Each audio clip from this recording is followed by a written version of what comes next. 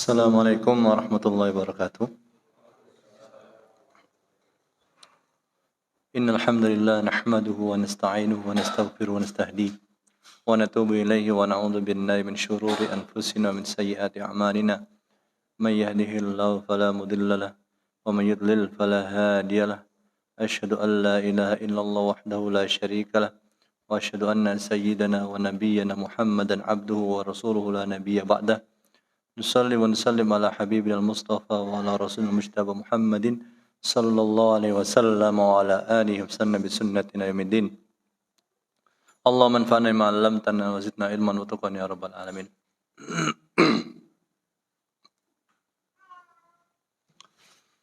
Para jamaah yang dimuliakan Allah Subhanahu wa taala.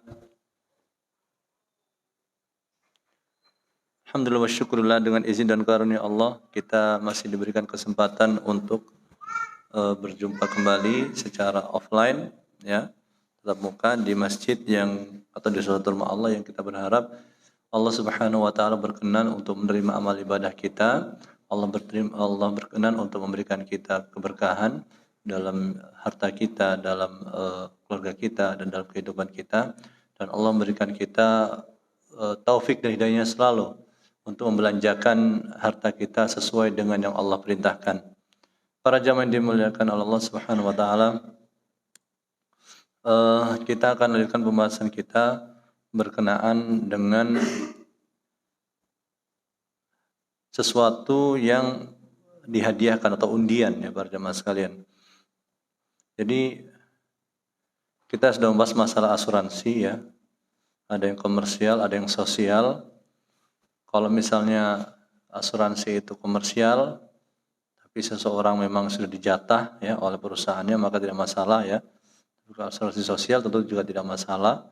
Asuransi sosial dalam artian memang tujuannya bukan untuk mencari keuntungan, tujuannya adalah memang saling membantu, ya, seperti iuran kematian atau yang sejenisnya. Kemudian para jamaah sekalian, asuransi komersial juga ada, ya, tapi misalnya ditanggung oleh negara itu juga halal, ya. Kemudian juga ada yang memang sudah dijatah, ya, oleh orang tertentu atau pihak tertentu, maka yang tentu tidak masalah, ya, meskipun syaratnya ini bermasalah, ya. Tapi bagi dia yang menerima itu tidak masalah, begitu. Kemudian para jamaah sekalian, assalamualaikum, berkaitan dengan undian. Di sini ada undian, itu undian berhadiah, ya. Jadi undian berhadiah itu adalah undian yang dilaksanakan oleh perusahaan, ya, barang atau jasa dengan tujuan menarik para pembeli dan melariskan dagangan atau jasa yang mereka tawarkan. Nah, ini biasa, ya para jamaah sekalian, di tempat umum, ya, di tempat perbelanjaan dan yang lainnya. Memang ini termasuk salah satu metode marketing untuk menarik banyak pembeli, ya, atau konsumen, maka dikasih undian.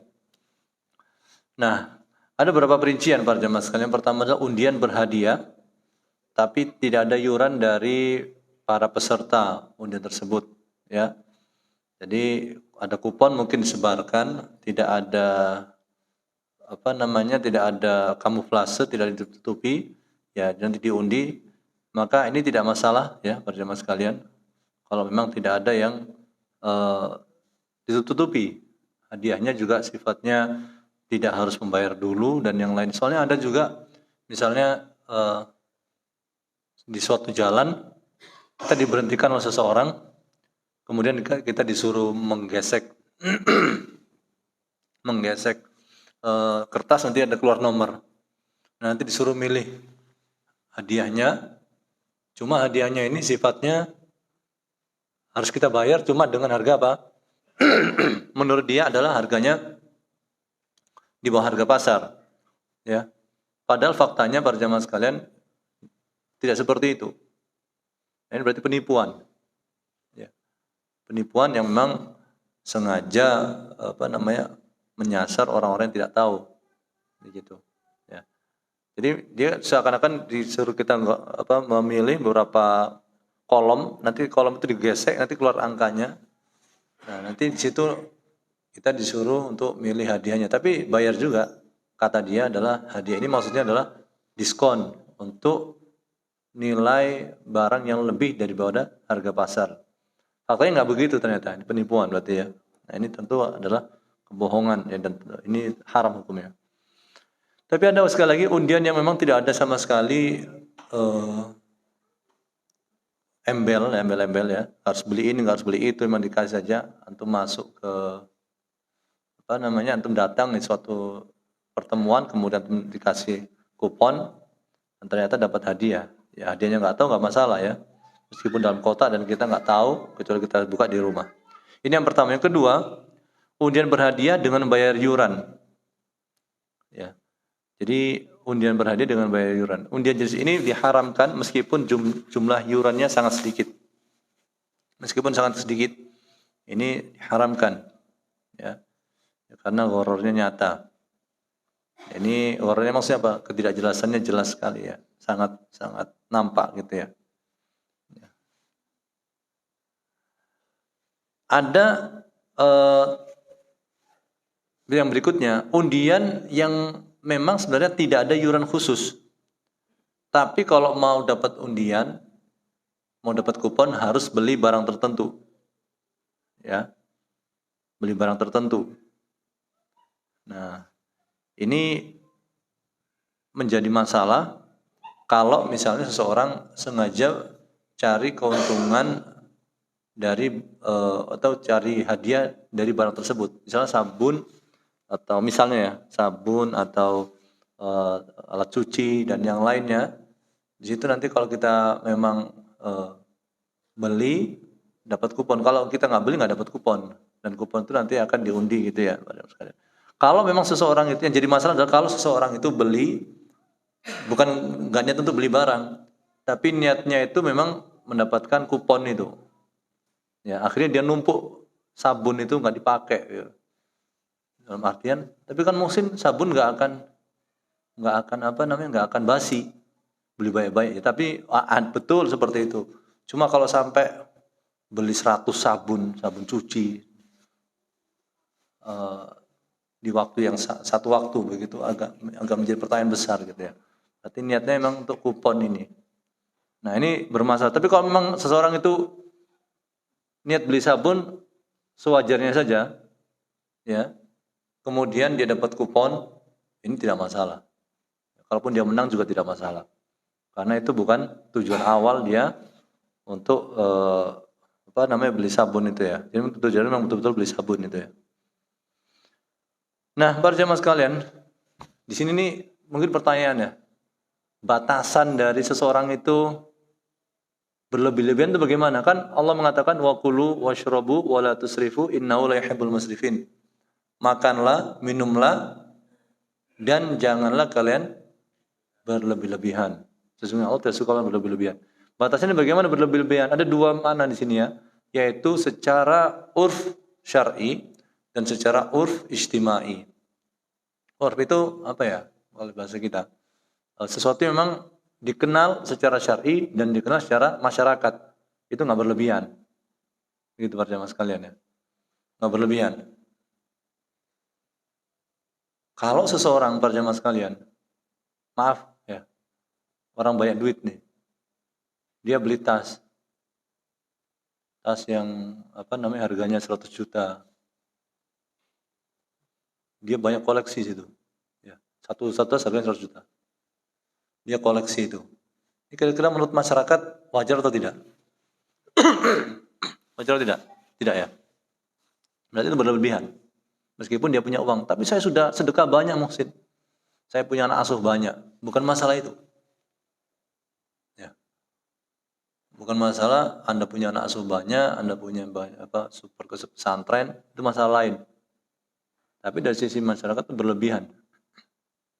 Ya. Koleksi mobil misalnya. Satu mobil 600 juta, 300 juta. Di garasinya ada 10, 20. Nah, kira-kira wajar atau tidak nih? Kaya banget. Enggak wajar. Berarti apa? Akan ada pertanggungjawabannya. Sisi Allah Subhanahu wa taala. Soalnya mereka biasanya ngomong, saya sudah menafkahi orang sekian banyak. Itu masalah lain, sekali lagi itu masalah lain. Apa ada jaminan infak atau sedekah yang diberikan kepada orang fuqara dan masakin itu ikhlas lillahi ta'ala, ataukah memang demi konten, ataukah memang nggak enak dengan masyarakat? Itu kan masalah lagi, lebih besar lagi masalahnya. Jadi para jamaah sekalian, ini yang perlu diperhatikan. Bangun rumah juga sewajarnya saja, ya, sewajarnya saja. Ada sampai semuanya dihiasi ornamen-ornamen keemasan.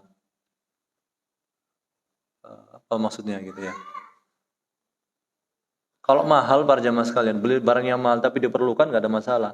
Misalnya beli untuk editor video misalnya. Dia beli CPU misalnya sampai 90 juta, 100 juta. Itu wajar, nggak ada masalah. Bagi dia, karena apa? Karena perlu. Bukan untuk gengsi-gengsi, bukan, memang untuk butuh cepat dan lain sebagainya. Jadi dilihat ya, keperluannya apa. Ya. Jadi ini perlu diperhatikan para jamaah sekalian. Sekali lagi, israf itu memang dilihat dan berbeda ya. Ada pangeran, misalnya katakan, ini pangeran dari Arab, misal membeli lukisan, misalnya ada kabar info, nggak tahu valid atau tidak, lukisan seharga 6 triliun misalnya, nilai 6 triliun. Mau dia orang Arab kayak orang Arab, mau Abu Thalib juga orang Arab, Abu Jahal juga orang Arab, nggak mesti apa orang Arab bener gitu kan. Itu israf namanya. Ya. Jadi Abu Thalib, Abu Jahal, Walid bin Mughirah, orang-orang itu orang Arab semua itu, asli, satu suku dengan Nabi itu. Nggak ada jaminan itu. Makanya kita bukan trustnya ya. Tapi apa yang dibawa oleh mereka itu, Al-Quran dan Sunnah Nabi SAW atau tidak gitu. Nah, para jamaah sekalian, kembali ke pembahasan kita. Nah, ini ada pembahasan yang lain, yaitu berkenaan dengan ini saham ya. Yaitu halaman 32 ini halaman masalah saham. Ada transaksi berjangka. Ya, transaksi berjangka. Ini nanti ada hubungannya dengan kita. Mungkin para jamaah tidak main saham, tapi ada hubungannya dengan sebagian transaksi orang biasa. Ini model ada misalnya para jamaah sekalian, seseorang membeli saham ya, 100 saham, si A membeli dari B 100 saham dengan harga 10 juta ya, pada hari Kamis 4 Januari ya, tapi penyerahannya 4 Februari. Jadi belinya 4 Januari, penyerahan uang dan saham itu 4 Februari, 1 bulan kemudian.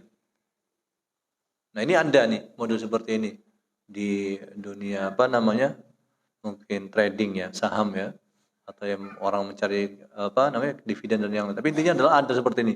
Orang sepakat tanggal 4 Januari misalnya, sepakat untuk beli ya. Tapi penyerahan barang dan uang itu 4 Februari, 1 bulan berikutnya. Ini contoh saja ya, meski harus 1 bulan, kurang dari itu atau lebih dari itu, tapi nggak di saat akad. Maka ini nggak boleh para jamaah sekalian. Kenapa? Pertama, karena ini adalah masuk jual beli hutang dengan hutang. Rasulullah SAW melarang jual beli hutang dengan hutang. Maksudnya bagaimana? Maksudnya adalah uangnya nanti, barangnya nanti. Jadi si penjual berhutang, si pembeli juga berhutang. Ya. Nah, ini haram hukumnya. Sama, nggak harus bisa saham, yang lain juga sama. Yang lain juga sama. Misalnya beli tanah, sepakatnya sekarang, ya, harganya, kemudian penyerahannya itu sepakatnya sekarang, tapi penyerahannya nanti. Sepakat sini dalam artian sudah menjalin akad ya, bukan janji. Beda dengan janji. Artinya akad itu mengikat, nggak mungkin dijual ke orang lain. Nah, ini nggak boleh. Jadi barang apapun dengan model seperti ini tidak boleh. Ya. Jadi harus ada salah satu yang dahulu. Apakah barangnya dulu ataukah uangnya dulu? Ya. Apakah barangnya dulu ataukah uangnya dulu? Jadi ini contoh ya, para jamaah sekalian. Kemudian kenapa nggak boleh? Tadi kan dikatakan alasannya adalah karena jual beli utang dengan utang. Yang kedua adalah transaksi ini gharar-nya tinggi, nggak jelasnya sangat tinggi. Saham itu misalnya fluktuatif sekali nilainya pada zaman sekalian. Ya. Hari ini naik, besok bisa apa? Hancur. Ya. Nggak perlu 1 bulan. Dalam waktu yang singkat bisa apa? Fluktuasinya sangat tinggi. Jadi kalau orang bayar sekarang nih, satu saham harganya 10.000, ternyata 1 bulan lagi, ya, saat dia bayar, saat dia terima, itu harganya cuma 1.000, misal 1 lembar. Apa nggak betul-betul apa namanya? Betul rugi gitu. Atau sebaliknya sangat tinggi. Sekarang 10.000 hari ini, tapi 1 bulan lagi harganya 100.000. Ini dunia yang sangat apa namanya pada zaman sekarang sangat fluktuatif ya, nggak bisa diprediksi. Ya. Makanya kan pada zaman sekarang ya ini ya kami harus sarankan untuk hati-hati ya kalau mau main saham atau yang sejenisnya. Karena kan banyak syaratnya ya, yang kita beli itu bagaimana, ya sahamnya saham perusahaan apa, apakah perusahaan itu berhutang dengan riba, ataukah dia investasi di riba, itu banyak perinciannya. Jadi jangan tertipu dengan, oh saya untung gini, cepat ya, baik itu dari selisih harga saat jual atau dia dari dividen dan yang lainnya. Harus hati-hati. Ya terutama sekarang seperti kita ketahui ya, Pak Presiden, ya Pak ada Menteri Keuangan dan yang beberapa menteri khusus ya, Pak Luhut itu menyampaikan ya ada kemungkinan ada efek resesi yang sampai ke kita tahun 2023. Dan itu apa? Orang itu pada zaman sekalian, istilahnya kalau menurut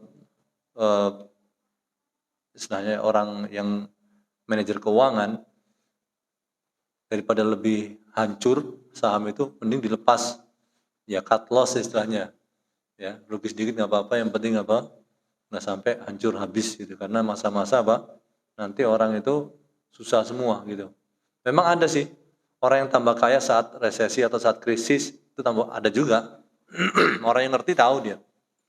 Ya. Makanya kita kalau menurut nasihat keuangan, manajer keuangan ya kita diarahkan untuk apa? Ya tidak berinvestasi pada sektor-sektor yang potensinya itu sangat fluktuatif gitu ya, tidak jelas gitu ya. Maka mereka menyarankan misalnya beli semacam obligasi. Tapi obligasi juga harus hati-hati, apakah ini ribawi atau tidak ya, harus diperhatikan dengan seksama juga ya. Ya. Tapi intinya adalah harus siap-siap uang cash, siap-siap uang darurat ya para jamaah sekalian. Ini kalau ya Muhsin kamu nggak percaya ada Tuhan, bukan masalah itu. Maksudnya ini adalah sekedar siap-siap kan gitu kan orang itu kan. Ya kalau nggak terjadi alhamdulillah. Ya nggak terjadi di Indonesia alhamdulillah. Itu ya para jamaah sekalian. Tapi kalau terjadi kita udah siap. Itu aja sebenarnya. Ya. Masalah kita itu bertawakal kepada Allah setelah berusaha maksimal. Ya para jamaah sekalian. Ya berusaha maksimal. Ada orang nih kisah nyata para jamaah sekalian, ada orang nih. Ya. Ditipu oleh temannya. Ya miliaran. Kemudian dia merunut dan mencari tahu apa dosa dia kira-kira. Bagus itu. Bagus. Ya, bagus. Dia harus cari. Kenapa kok sampai seperti itu? Tapi jangan sampai hanya berdoa saja di masjid. Jangan sampai hanya merenungi saja. Tapi harus cari solusinya gimana nih. Ya.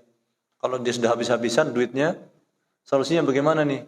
Apakah dia mau banting setir dari bisnisnya sekarang atau usaha yang sekarang atau pekerjaan sekarang, ataukah dia sudah di masjid saja? Nah, itu juga tidak tepat ya para jamaah sekalian. Ya. Kita harus hati-hati. Makanya kalau bisa para jamaah sekalian, kalau antum itu bisnis dengan orang, itu ada tulisan gitu ya. Meskipun itu teman dekat. Ya. Saudara saja bisa bermasalah kalau masalah uang, apalagi teman. Ya. Bahkan ke ustadz pun, kalau ada ustadz nawar antum bisnis begini, ngomong nih, saya ngomong ustadz katakan. Ya saya ngomong nih. Ya. Ya, kalau duitnya besar, antum sebagai investor, ustadz maaf nih ustadz, ada perjanjiannya gimana nih? Nah, gitu. Terus hitam dan putih. Ya. Jadi ini penting. Maka jangan sampai mencela belakangan, akhirnya apa? Ya kan teman. Nah, gitu. Ya, ini enggak ada seperti itu. Ya. Apalagi nanti kalau selesai, ya afwan akhi. Ah, sudah. Parah tuh gitu tuh. Ya. Salah duit itu enggak ada afwan akhi. Ya akhirat, jadi akhirat. Jadi harus hati-hati. Jadi kita dengan tulisan juga mencegah orang berbuat dolim juga, gitu kan? Karena Nabi SAW mengatakan unsur akhaka dolimun aw madluman. Tolonglah saudaramu baik itu dolim ataupun didolimi. Orang dolim itu harus kita cegah. Ya. Makanya kita ngasih utang orang yang apa? Hobi untuk ngemplang, lari dari utang, supaya dia berhenti.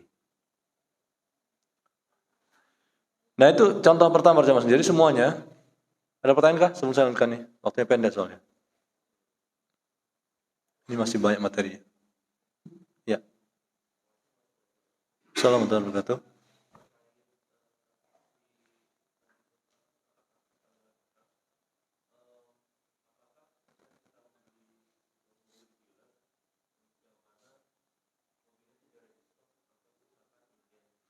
Ya.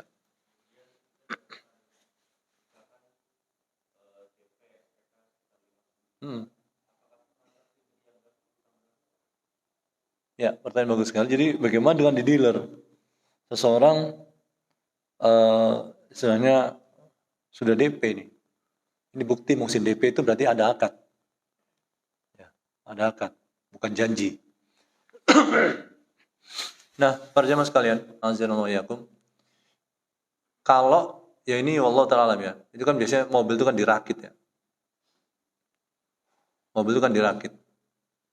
Maka ini pembahasannya masuk ke dalam masalah istisna.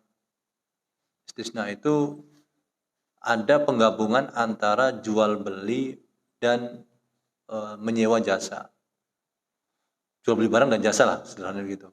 Kenapa? Kita beli bahannya plus beli jasa perakitannya. Nah, di sini para jamaah sekalian, ini tidak masalah. Berbeda kasusnya. Ya. Termasuk juga orang inden rumah gitu ya, ke developer. Ya. Itu tidak masalah dari sisi itunya ya. Dari sisi akad DP, kemudian dikerjakan sebagian atau belum dikerjakan sama sekali, ya itu sifatnya mengikat. Mengikat berarti apa? Developer tidak boleh membatalkan sepihak. Dealer juga tidak boleh menjual ke orang lain sehingga dia nggak dapat terus. Ya, cuma catatan pentingnya adalah bukan masalah itunya. Ya, apakah kira-kira nanti tidak ada denda keterlambatan atau seperti itu? Kalau misalnya nanti kita nyicil ya di dealer, kecuali kalau cash ya. Kalau cash kan katanya, saya nggak tahu persis ya. Katanya kan kalau di media itu susah barangnya kalau cash. Ya, mau motor, mau mobil. Tapi kalau kredit dipermudah. Ya, ini nggak tahu saya betul tuh, saya nggak ngerti karena memang saya kan di bawah antum dari level strata ekonomi, jadi nggak main mobil juga. Ya, tapi kalau baca media ya seperti itu, ada yang mengeluh seperti itu. Ya, kan saya nggak tahu ya betul atau tidak. Tapi tidak dari sisi itu nggak ada masalah. Ya mau rumah, mau mobil dan apapun, termasuk juga masakan. Masakan ini kan dibikin, dia nggak ada. Kita pesan dulu nih, kita kasih DP. Nah, kenapa? Karena nanti dia belikan bahannya, kemudian dia masak itu. Tidak masalah gitu ya. Gitu. Kecuali kalau salam, jual beli salam itu harus cash di muka. Salam itu seperti apa Mohsin? Orang sudah bawang nih, beli bawang. Ya, beli bawang ini belum ada, tapi misalnya saat panen, nah saya minta bawang spesifikasi seperti ini dengan dengan berat sekian, ya waktu penyerahan saat ini, maka itu harus cash. Bayarnya cash, tidak boleh ada yang ditunda. Ya, itu namanya jual beli salam. Nabi SAW mengatakan man asla fi syai'in falyuslif fi kain ma'lum wa wazn ma'lum ila ajalin ma'lum. Gitu. Jadi beda antara salam dengan istisna namanya. Begitu. Nah, kalau pre-order dan yang lain juga diperhatikan nih PO dia. Baik, ada yang lain? Oh ya. Assalamualaikum warahmatullahi wabarakatuh.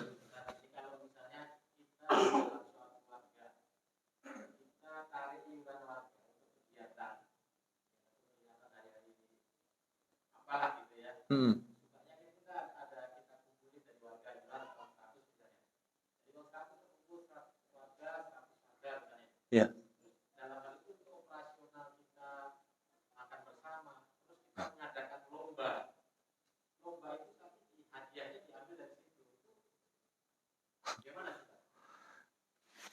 Ya, jadi lomba itu kan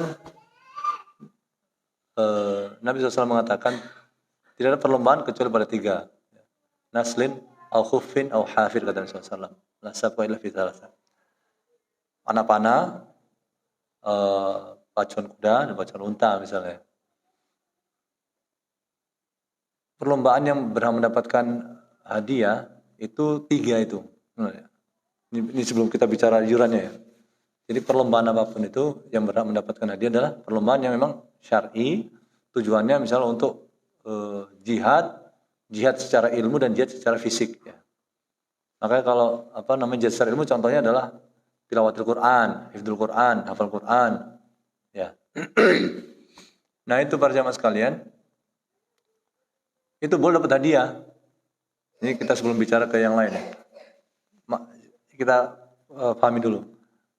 Lomba-lomba yang memang tujuannya untuk menguatkan agama itu boleh ya, boleh dapat hadiah dengan catatan hadiahnya bukan dari peserta. Ini baru yang masalah agama nih. Jadi lomba hafal Quran jangan hadiahnya diambil dari uang pendaftaran itu gitu maksud saya. Ya. Kan gitu. Ya. Jadi apa? Ya kecuali ada nanti kalau misalnya ada 3 orang nih lomba pacu kuda nih. Ya. Ada muhallil misalnya ya. Dia yang ngasih hadiah, tapi kalau dia menang juga dia nggak nerima gitu ya. Itu boleh. Maka di sini kalau semuanya diwajibkan kayak hafal Quran misalnya, semuanya diwajibkan untuk membayar iuran, kemudian iuran itu dijadikan untuk hadiah, itu bermasalah gitu ya. Jadi boleh dari pihak lain yang nggak ikut lomba. Jadi hadiah itu ini salah satu poinnya. Nah, kalau misalnya itu perlombaannya itu perlombaan yang sifatnya mubah. Misalnya nih para jamaah sekalian, apa nih perlombaan mubah? Misalnya nih, nggak ada hubungannya dengan jihad dan yang lainnya. Maaf nih, misalnya lomba nembak kelereng misalnya, ya, dalam artian cuma sekedar senang-senang aja gitu ya, atau misalnya lomba, maaf nih ya, maaf sekali lagi, ini pandangan pribadi ya, kami baca-baca, tapi sekali mungkin orang berbeda silakan. Misalnya bola gitu ya, bola antar RT, itu kan tidak murni untuk jihad, mubah sebenarnya boleh, gitu. Tapi tidak bisa menerima hadiah sebenarnya, nggak boleh ada suatu hadiah. Ya, mau hadiah dari orang luar yang nggak ikut perlombaan atau dari peserta. Karena bisa batasnya seperti tadi itu. Ya. Kenapa mesti tujuannya gini? Gara-gara itu para jamaah sekalian, contohnya nih bola nih, contohnya bola ya. Gara-gara dapat ada hadiah itu yang besar, maka orang berbondong-bondong ke sana. Fokus di bola itu. Gaji pemain bola melebihi gaji profesor yang berguna untuk masyarakat hidupnya. Berkhidmat untuk masyarakat. Profesor misalnya yang sifatnya mereka berkhidmat untuk masyarakat ya, dengan ilmunya. Ya. Tapi main bola kan bisa menghibur Muhsin, iya menghibur. Tapi orang bisa kenyang nggak dengan nonton bola? Beda dengan profesor yang dia melakukan penelitian di PB misalnya. Dia punya invention ya, penemuan bagaimana menjaga bibit padi yang tahan hama misalnya. Bandingkan gaji main bola dengan profesor itu di PB. Gede siapa? Main bola. Itu gara-gara tadi tuh hikmahnya Allah haramkan ya. Ya, paham saya ya. Jadi gara-gara seperti itu orang itu berbondong-bondong untuk sesuatu yang mubah dan nggak menggunakan akalnya untuk sesuatu yang bermanfaat untuk masyarakat. Nah, sekarang pertanyaan tadi. Sekarang dilihat kalau misal lombanya itu mubah, lombanya mubah nih di RT, lombanya mubah tadi tuh.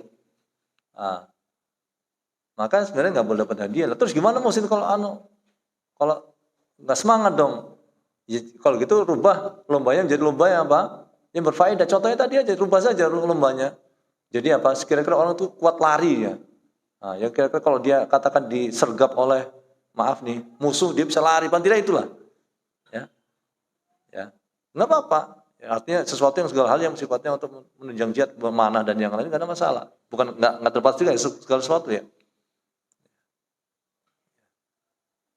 Bikin aplikasi Quran, bikin aplikasi ini. Ya kalau nggak ada ini mungkin ya udah yang tadi sifatnya fisik ya. Yang sifatnya katakan lomba lari yang kira-kira orang itu ngerti gitu ya. Bagaimana dengan tidak dia bisa melarikan diri kalau sergap musuh supaya apa? Bisa untuk nanti berbalik dan menyerang musuh misalnya.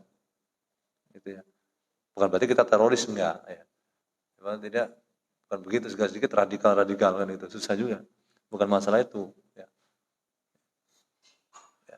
Jadi kalau misalnya sekali lagi, nah kembali ke pertanyaan tadi, nah kalau ditarik iuran, nah gimana itu? Ya, lihat aja nanti lombanya bagaimana. Ya, kalau lombanya katakan syar'i, nggak ada masalah. Sekarang mereka ikut nggak lomba itu?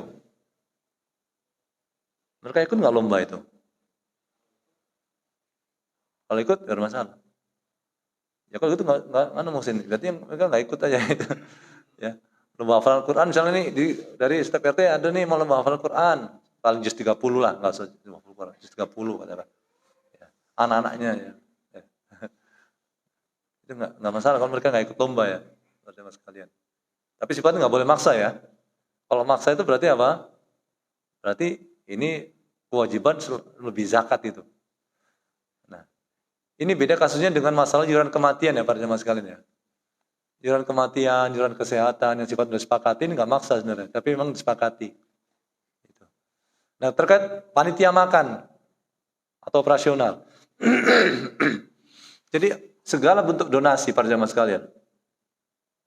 Donasi untuk ada operasional untuk ngambil dari donasi. Ini bukan, kita nggak bicara masalah ini ya, iuran. Misalnya katakan mengumpulkan untuk Palestina atau mengumpulkan untuk apa namanya yang kena kejadian bencana alam misalnya. Itu gimana itu? Apakah boleh untuk operasional? Jadi gini, kalau boleh usul nih ya, kalau boleh usul di slide atau di pengumuman itu disebutkan kalau biar lebih aman ya, ada sekian dana donasi akan dipotong untuk operasional sewajarnya, ya. Kalau bisa ditulis itu tuh, tapi jangan kecil gitu ya, bisa, ya, ya. Jadi jangan kecil yang ada bintang kemudian kecil banget itu ya, bukan. Nah tapi kalau misalnya mungkin nggak ada tulisan itu, nggak ada tulisan dana operasional akan digunakan untuk operasional sewajarnya, sebagian ulama bolehkan, tapi nilainya sewajarnya sangat gede. Kalau misalnya bisa mentransfer misalnya ke Mamuju, nggak pakai harus datang ke sana, kan operasional lebih sedikit, ya transfer saja gitu. Kenapa harus datang langsung ke sana misalnya? Kalau jadi ada bencana alam, kenapa harus datang? Kalau misalnya di sana ada yang dipercaya, kan operasional kan lumayan tuh, naik pesawat misalnya 3 orang, makannya, hotelnya, ya. Misalnya terkumpul, misalnya kalau misalkan 20 juta, ya 20 juta, kemudian 3 orang datang ke Mamuju sana. Iya, jadi masalah. Jadi harus diperhatikan banyak hal ya, banyak hal yang perlu diperhatikan, begitu. Baik, ada pertanyaan lagi? Ya.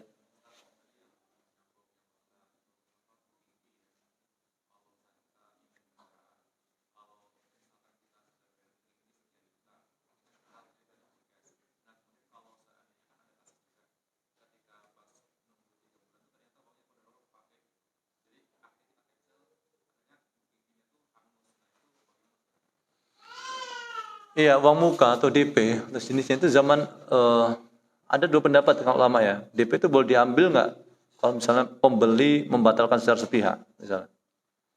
Ini kan sudah disetujui sepakat, tapi pembeli membatalkan secara sepihak.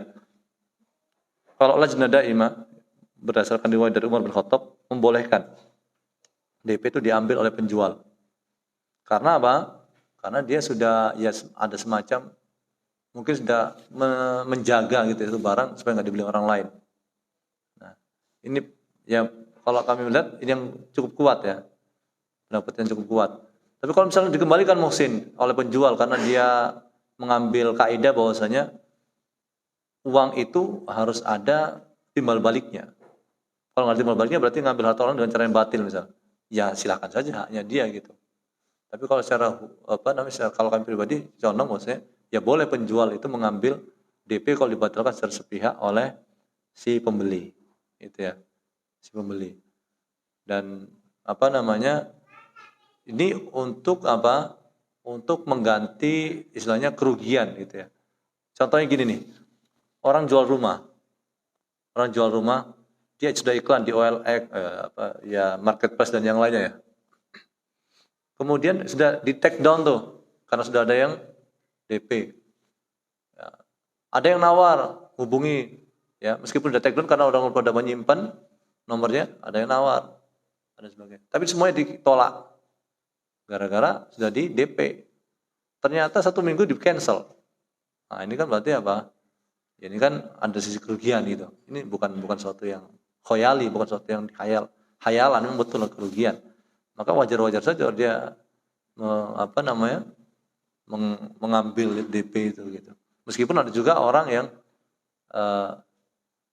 mengembalikan, ya nggak apa juga, gitu bagus juga dia. Ya, gitu. Ya.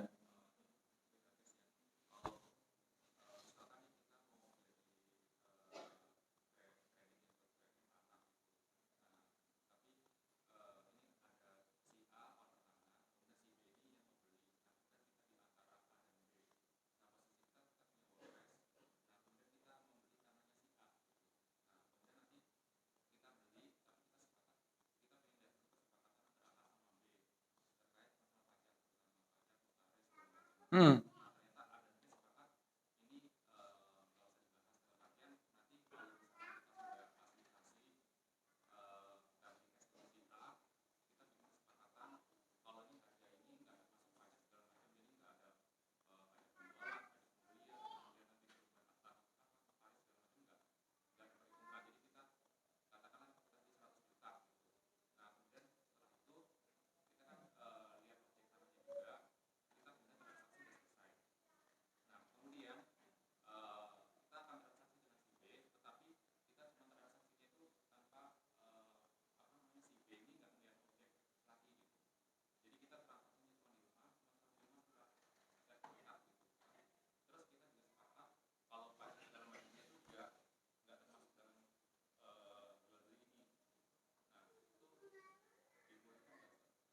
Jadi anak kurang paham nih. Maksudnya adalah saya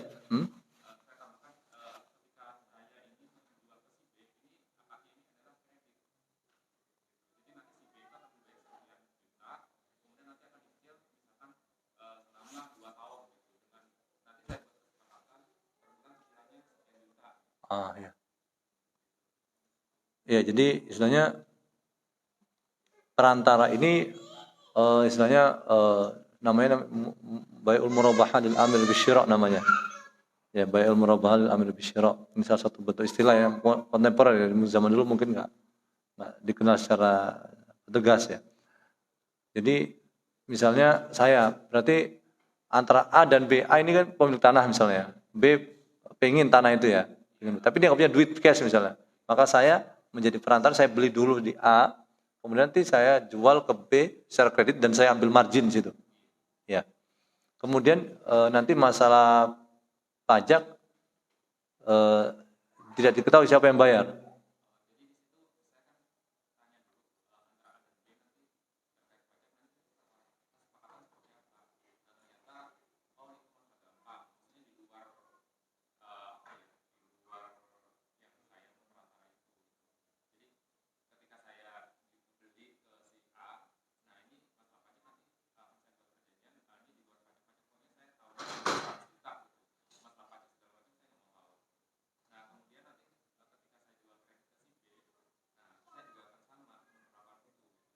Jadi pajak.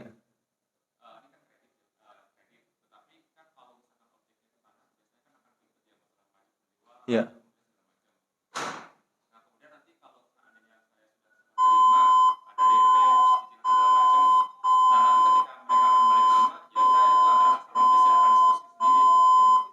Ya, kita adzan dulu ya.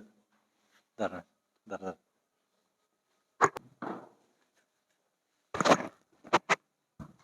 Ya, jadi pajaknya nanti istilahnya antum pajaknya itu kalau ketika beli dari si pemilik tanah itu dia yang nanggung, si pemilik tanah yang nanggung. Kalau ketika jual ke si pembeli itu si pembeli yang nanggung. Nggak apa, kalau memang sudah benar-benar terjadi artinya kepemilikan itu betul-betul sudah menjadi hak antum tanah tersebut, ya nggak ada masalah. Nggak ada masalah pajak. Yang penting disepakati jangan sampai oh gampang deh nanti. Kalau gampang nanti itu ada sesuatu yang nggak jelas karena nilainya tanah itu kan pajak itu kan cukup besar ya. Ya bisa 5 juta, bisa ya. Nggak semua 5 juta, ada yang 5 juta ke atas gitu ya. Ya. Kan ada kalau misalnya ada 2 kali transaksi gitu ya. Transaksi itu kan jadi ribet gitu ya. Tapi intinya duitnya yang bikin ribet itu. Nah, kalau misalnya mereka yang nanggung nggak ada masalah.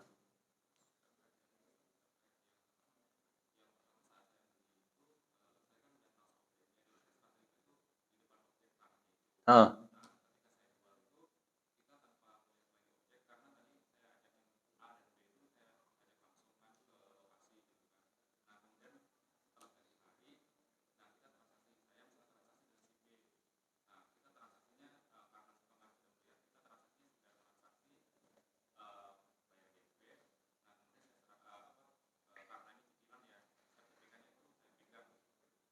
apa? Bayar pegang? Iya, iya, iya. Ah, sampai dilunas. Ya.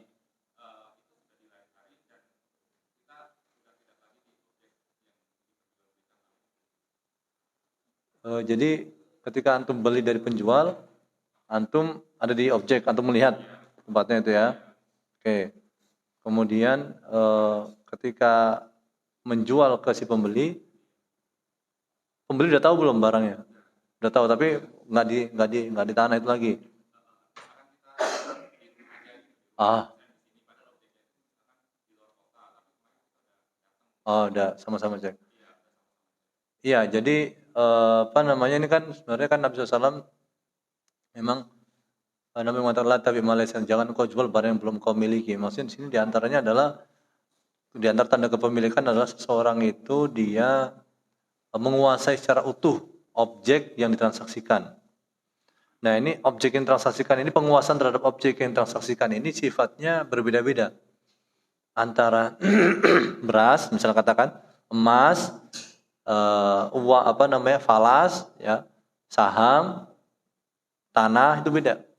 Kalau properti itu seseorang itu dikatakan menguasai apabila ini kalau zaman dulu ya, apabila dia diberikan apa namanya keluangan dan kekuasaan serta kewenangan untuk menguasai dalam artian sudah semua dikosongkan gitu ya. Kalau rumah misalnya, ya dikasih kunci misalnya, ya, dikasih kunci. Nah kalau sekarang ini bukan rumah musim tanah, ya sertifikatnya. Jadi apa hubungannya musim pertanyaan? Maksudnya gini, berarti nggak penting yang ada di tanah itu. Yang penting dia ngelihat nih, ya meskipun ada ya yang mengatakan bahwa saya memang barang itu memang nggak harus melihat seseorang itu, tapi paling tidak dia tahu sifatnya secara mendetail. Ya. Nah kembali ke pembahasan kita, jadi katakan ada orang nih, dia ngetem, dia di tanah pemerintah dia bikin toko, dia bikin lapak misalnya, bertahun-tahun gitu ya. Kemudian dia menyuratkan, ya nggak sah, meskipun dia yang menguasai dari sisi itu, tapi karena sekarang apa? Zaman sekarang adalah penguasaan tanah itu dilihat dari sisi apa? Dari sisi sertifikat. Gitu. Ya, dari sertifikat. Maka poinnya adalah sisi sertifikat. Kalau dia udah melihat, kemudian dia sudah apa namanya mendapatkan penguasaan dengan cara dinotaris, dia tanda tangan dan yang lainnya nggak ada masalah. Si pembeli loh ya, kan nggak antum katakan kan nggak di situ lagi tuh akadnya, ya tempat lain, ya tempat lain bukan si pembeli. Tapi pembeliannya itu kalau misalnya nanti ada penguasaan dia terhadap apa namanya sertifikat itu katakan di notaris nama kemudian setelah nama antum ambil lagi sebagai jaminan nggak ada masalah, nggak ada masalah. Yang penting ada apa? Ada penguasaan dia terhadap tanah itu dalam bentuk apa? Dalam bentuk tadi itu diantara misalnya balik nama si pembeli itu ke dia, gitu ya, ke si pembeli, ya. Hmm?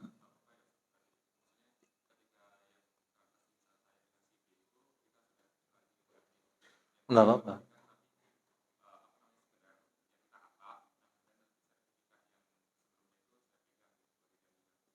Iya, jadi kalau memang bagusnya ya itu nanti di notaris, kemudian apa? Ada proses untuk baik nama, proses baik nama. Nah terus maksud gimana nanti? Nanti kan gini kan, notaris itu kan ngasih dia apa misalnya kan apa sih ya?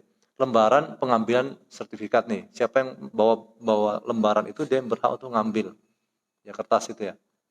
Nah itu nanti dia kan belum selesai nih dari proses, maka dia serahkan keberhakan dia untuk ngambil itu atau sudah disepakati terus bahwa saya yang ngambil nanti antum ya.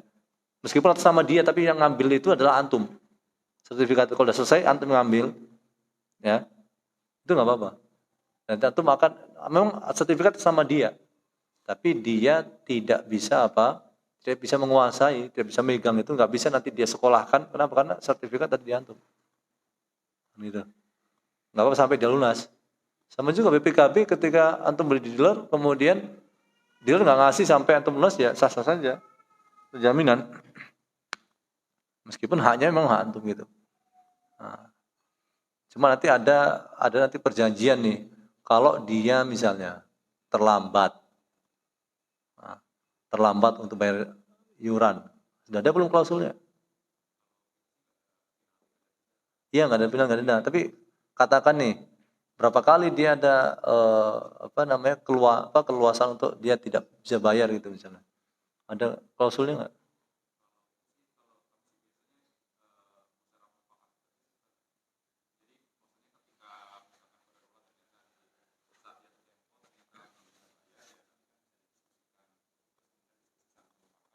Ya, ya nggak apa-apa kalau bilang gitu ya. Kalaupun antum bikin perjanjian, saya minta surat kewenangan untuk menjual lagi, ya sah-sah saja juga gitu. Ya, tapi kalau memang antum mau musyawarah mufakat juga sah-sah saja nggak ada masalah. Jadi intinya adalah penguasaan itu dari sisi apa? Dari sisi nanti proses bagi nama itu, ya. Proses bagi nama. Karena kan dia nggak bisa megang nih. Kalau katakan Muhsin nggak apa dong, megang sertifikatnya aja. Ya nggak bisa kan buat jaminan. Maka salah satu caranya adalah supaya dia menunjukkan dia itu memiliki apa? Karena dia nggak bisa megang sebelum lunas, ya caranya apa? Yaitu proses baik nama. Nanti dia yang bayar, nggak ada masalah. Gitu. Prosesnya dia yang bayar, harus baik nama di notaris. Oh saya, ya. Jadi harus ada menunjukkan dia itu menguasai. Karena kalau nggak menguasai, sertifikat nggak dia pegang, kemudian proses baik nama juga tidak ada. Nah ini jadi masalah gitu. Paham saya? Kira paham nggak? Belum paham? Belum paham? Iya, karena ulang lagi ya.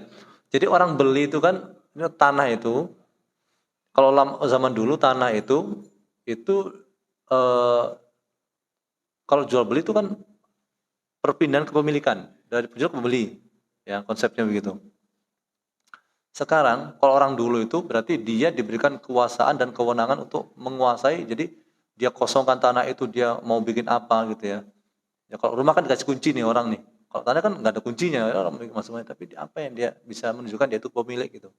Nah sekarang dalam kasus antum misalnya, sekarang kan rencananya adalah sertifikat itu dipegang oleh antum sampai lunas.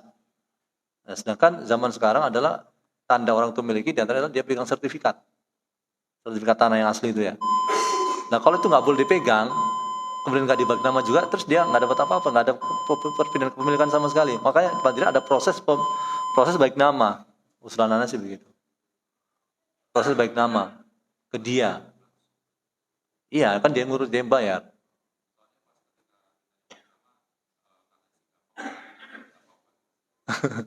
Ya kalau saran saya sih jangan gampang-gampang, kalau bisa sih bukan masalah nggak percaya ya, ya untuk menghindari konflik kalau terjadi ada sesuatu yang memang apa namanya tidak kesepakatan itu ya. Ya, ini saran saja sih ya. Jadi kalau dia memang dia yang ngurusin, maksudnya dia yang bayar, kan bukan antum yang ada masalah gitu. Nggak mengeluarkan duit juga gitu. Baik, mungkin kalau ada pertanyaan lagi nanti kita habis mungkin pribadi ya para jamaah sekalian. Jadi intinya adalah kami mohon maaf sebesar-besarnya atas salah dan ucapan perbuatan, dan kita doakan ya, ada salah satu guru kita yang Ustaz Hamzah Abbas rahimahullah taala meninggal dunia ya, salah satu guru kita, dan semoga Allah memberikan beliau ampunan ya, memberikan beliau rahmat ya, memberikan beliau tempat terbaik sisi Allah Subhanahu wa taala. Dan ini menjadi pengingat bagi kita semua bahwasanya kehidupan itu kita lembaran-lembaran kita beda masing-masing pada masing, tapi lembaran kita pasti akan habis masing-masing ya. Ada masanya, maka saya ingatkan kepada para orang yang punya kewenangan, kepemimpinan, aparat dan oknum-oknum itu, para jamaah sekalian, kami ingatkan mereka semua untuk takut kepada Allah Subhanahu wa taala, karena pasti Anda akan mati. Pasti akan ada balasannya. Jangan semena-mena dan jangan semau saja ya. Mumpung di atas kemudian mengerjai yang bawah ya. Ingatlah bahwasanya Anda akan mati dan Anda akan dihisap untuk setiap kejahatan yang Anda lakukan. Karena itu pada zaman juga ingat bagi kita semua untuk kita juga jangan dolim pada diri kita dan kepada orang lain. Kita kafaratul majlis, subhanakallah bihamdika asyhadu an la ilaha illa anta astaghfiruka wa atubu ilaik. Wassallallahu ala nabiyina Muhammad wa ala alihi wasallam. Wassalamualaikum warahmatullahi wabarakatuh.